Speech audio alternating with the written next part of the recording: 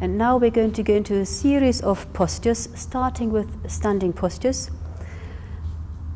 But what we've just done are our basic tools, staying present in the body and always keeping breathing and exploring how a pose feels for ourselves, and remembering never to force or go beyond what we're happy to do.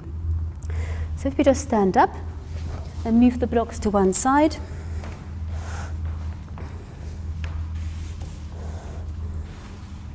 And we'll start with mountain pose, feet hip width apart. So if you stand in the center of your mat, bring your feet parallel. And to start with, if you lift your feet and just stretch them, widen the toes and place them back on the floor.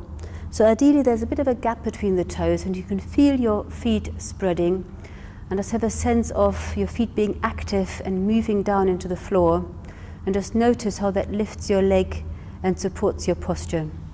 So the function of standing poses is to stretch the legs and support the trunk so your pelvis is level.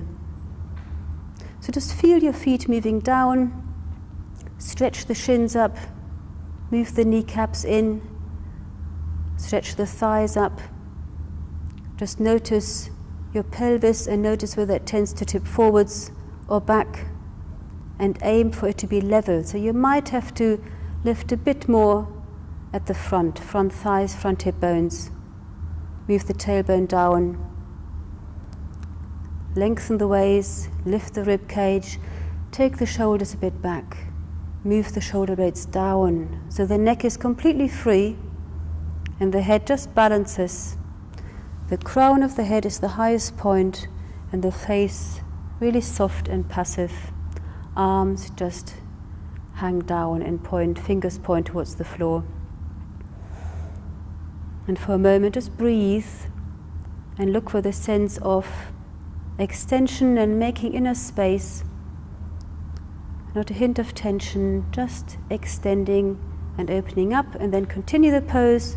Breathe in, take the arms up above your head into full mountain pose. Aim to have the arms straight. If need be, take them further apart.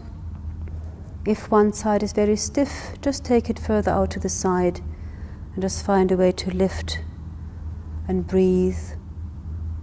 Neck stays soft. Feel your feet moving down, trunk lifting, breathe fully and extend. And then breathe out and take the arms down. So we'll just do that once more, and I'd like you to just notice what your shoulder blades are doing. So one common thing that happens is when we take the arms up, the shoulder blades lift and the neck tightens, so you want to avoid that. Yeah, so when you take your arms up, move the shoulder blades in to support your upper trunk. Yeah, that's one of the best ways to create support around the shoulders and protect your neck. So once more, just take the arms forward and then up. Keep the shoulder blades moving into the back ribs. Your neck stays completely free, and just extend the arms up and breathe. Feel like a mountain.